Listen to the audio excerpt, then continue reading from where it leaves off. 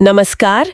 आज हम class 11 biology के पादप जगत यानी प्लांट किंगडम पर थोड़ी गहराई से बात करेंगे। हाँ बिल्कुल। तो हम शैवाल मतलब एल्गी, फिर ब्रायोफाइट्स, टेरिडोफाइट्स, जिम्नोस्पर्म्स और एंजियोस्पर्म्स, इन सब को कवर करेंगे। चलें शुरू करें। विटकर का जो 1969 वाला 5 किंगडम वर्गीकरण है, उसमें प्लांटे जगत पर फोकस करेंगे। ये भी ध्यान रखना है कि अब हमारी समझ बदल गई है। जैसे फंजाई और सायोबैक्टीरिया अब प्लांटे में नहीं आते। अच्छा। और वर्गीकरण की बात करें तो पहले बाहरी लक्षणों पर आधारित आर्टिफिशियल सिस्टम था, फिर आंतरिक रचनाओं को मिलाकर नेचुरल सिस्टम बना, और आजकल हम विकासवादी संबंधों पर आधारित फाइलोजेनेटिक सिस्टम ज्यादा इस्तेमाल करते हैं। तो सबसे पहले एल्गे यानी शैवाल। हाँ, ये तो बहुत सरल होते हैं ना? हाँ, बहुत सरल। थैलॉइड होते हैं। थैलॉइड मतलब? जिसमें जड़, तना, पत्ती जैसा कुछ स्पष्ट ना हो। बिल्कुल।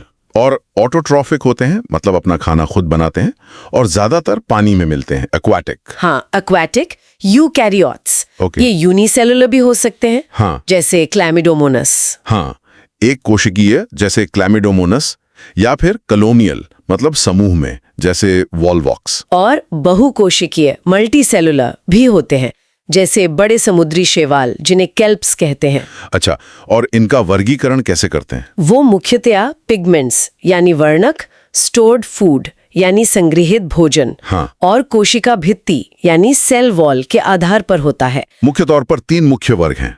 3 वर्ग कौन कौन से? पहला क्लोरोफाइसी। क्लोरोफाइसी। ये हरे शैवाल हैं। हाँ। इनमें मुख्य पिगमेंट है क्लोरोफिल ए और बी, और खाना जमा होता है स्टार्च के रूप में। स्टार्च, ठीक है।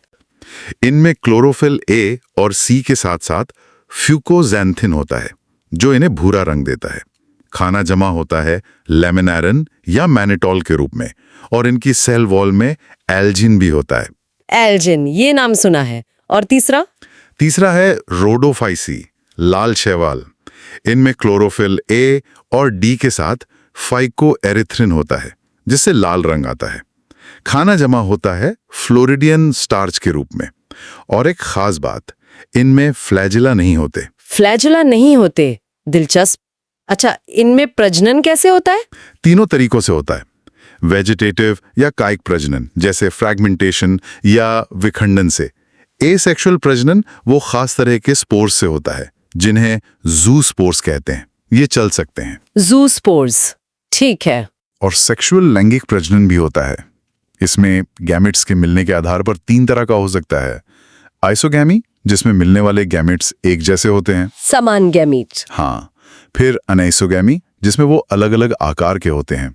और ऊगैमी, जिसमें मादा गैमेट बड़ा और अचल होता है, और नर गैमेट छोटा और चल। अच्छा, ये तो काफी उपयोगी भी होते होंगे। ऑक्सीजन तो देते ही हैं। हाँ बिल्कुल, ऑक्सीजन उत्पादन का बड़ा स्रोत है। कुछ को खाया भी जाता है, जैसे पोरफायरा, लैमिनेरिया, और इनसे व्यावसायिक उत्पाद भी मिलते हैं, जैसे अगर और कैरेजीन, जो आइसक्रीम और जेली में इस्तेमाल होता है। क्लोरेला तो प्रोटीन सप्लीमेंट की तरह भी यूज होता है। वाह, काफी उपयोगी है ये शैवाल। चलिए अब पानी से जमीन की तरफ थोड़ा और बढ़ते हैं। ब्रायोफाइट्स, इन्हें पादप जगत के उभयचर कहते हैं, amphibians of the plant kingdom. ऐसा क्यों? इसलिए क्योंकि ये रहते तो नम जमीनी जगहों पर हैं, लेकिन इनको लैंगिक प्रजनन के लिए पानी की जरूरत पड़ती है। पानी के बिना फर्टिलाइजेशन नहीं हो पाता। अच्छा, इसलिए उभयचर, ठीक है। मुख्य समूह कौन से हैं इसमें? 2 मुख्य समूह हैं, लिवरवर्ट्स जैसे मकेंशिया और मॉसेस जैसे फ्यूनेरिया। इनमें सच्ची जड़ें, तना या पत्तियां नहीं होती, पर उनके जैसे दिखने वाले स्ट्रक्चर्स होते हैं। और इनका जीवन चक्र शैवाल से अलग होता होगा? हाँ, इनका जीवन चक्र हैप्लोडिप्लॉन्टिक कहलाता है। इसमें जो मुख्य पौधा हमें दिखता है वो हैप्लॉइड गैमीटोफाइट होता है। गैमीटोफाइट प्रभावी होता है? हाँ, प्रभावी होता है। और जो डिप्लॉइड स्पोरोफाइट बनता है वो छोटा होता है और पोषण के लिए पूरी तरह गैमीटोफाइट पर ही निर्भर रहता है। अच्छा, इनका कोई आर्थिक महत्व है? बहुत ज्यादा तो नहीं, लेकिन हाँ, स्फैग्नम नाम का मॉस है, उससे पीट बनता है जो ईंधन की तरह, और पैकिंग में इस्तेमाल होता है क्योंकि वो पानी बहुत सोखता है। और ये चट्टानों पर उगने वाले शुरुआती पौधों में से हैं। लाइकेंस के साथ मिलकर मिट्टी बनाने में मदद करते हैं। तो ब्रायोफाइट्स ने जमीन पर कदम रखा, पर पानी पर निर्भरता बनी रही। अब आते हैं टेरिडोफाइट्स पर। इनमें क्या खास बात है? ये असली जमीनी पौधे माने जाते हैं। हाँ, एक तरह से कह सकते हैं ये पहले स्थलीय पौधे हैं जिनमें वैस्कुलर टिश्यूज मतलब संवहन ऊतक, जाइलम और फ्लोएम विकसित हुए। ये पानी और भोजन को पौधे में ऊपर नीचे ले जाने के लिए जरूरी हैं। ये जमीन पर रहने के लिए एक बड़ा कदम था। अच्छा, वैस्कुलर टिश्यूज, तो इनमें असली जड़, तना, पत्तियां होती होंगी? बिल्कुल। उदाहरण के लिए हॉर्सटेल्स जैसे इक्विसीटम और फर्न्स जैसे ड्रायोप्टेरिस, ये औषधीय गुणों वाले भी होते हैं। मिट्टी को बहने से रोकते हैं और सजावटी पौधों की तरह भी उगाए जाते हैं। पर इनका जीवन चक्र? ब्रायोफाइट से अलग। हाँ, यहाँ एक बड़ा बदलाव आता है। जीवन चक्र अभी भी हैप्लोडिप्लॉन्टिक है, लेकिन अब डिप्लॉइड स्पोरोफाइट पीढ़ी प्रभावी होती है।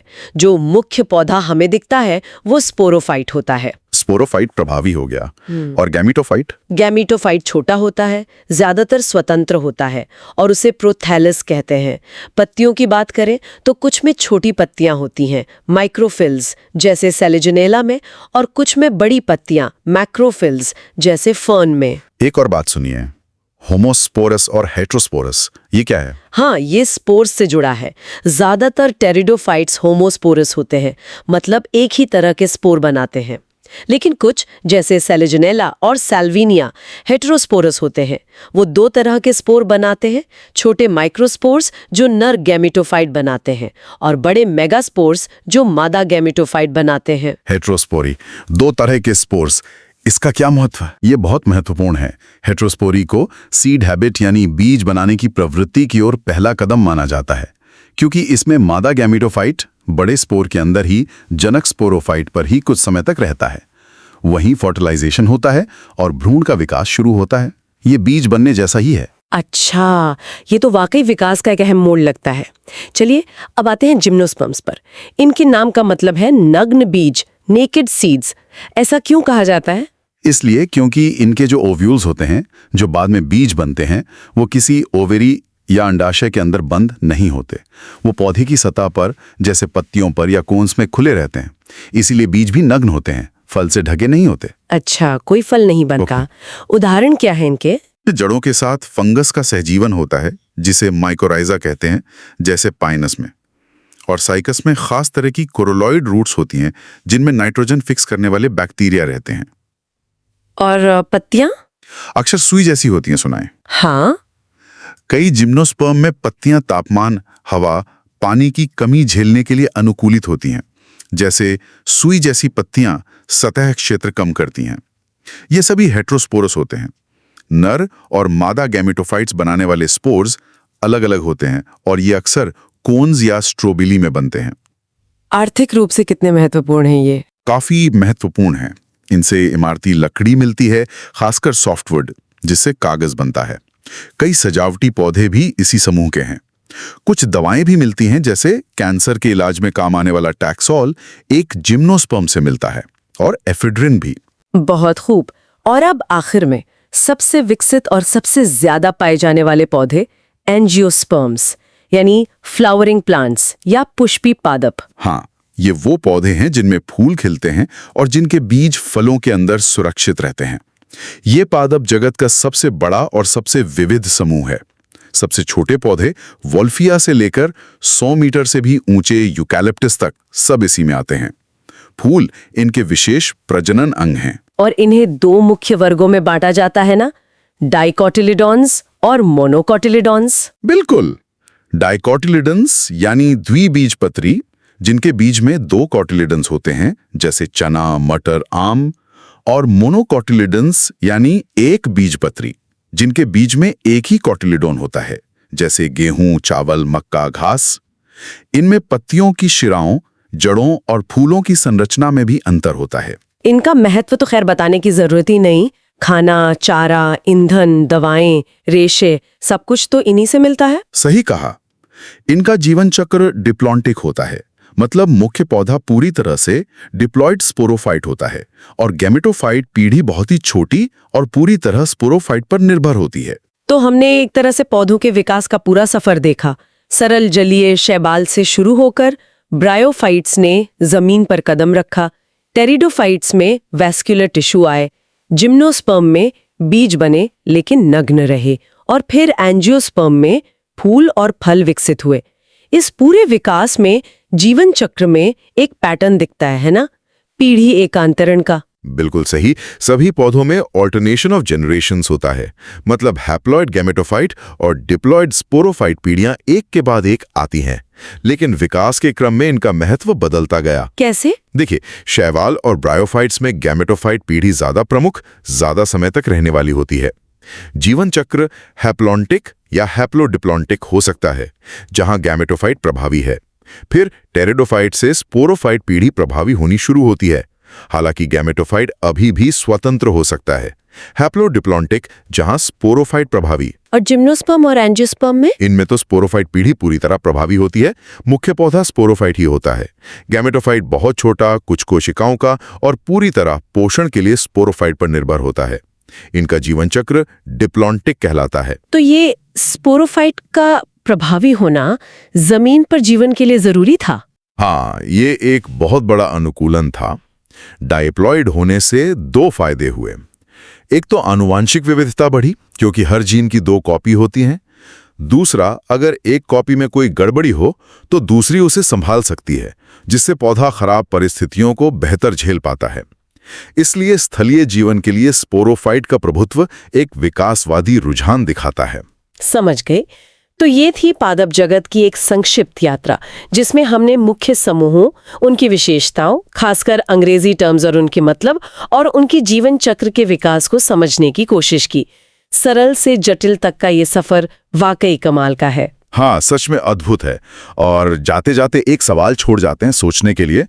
एंजियोस्पर्म्स आज इतने सफल और विविध हैं, लेकिन भविष्य में जैसे जैसे पर्यावरण बदल रहा है, जलवायु परिवर्तन हो रहा है, क्या लगता है ये पौधे जीवित रहने और पनपने के लिए और कौन से नए अनुकूलन, मतलब एडेप्टेशंस विकसित कर सकते हैं?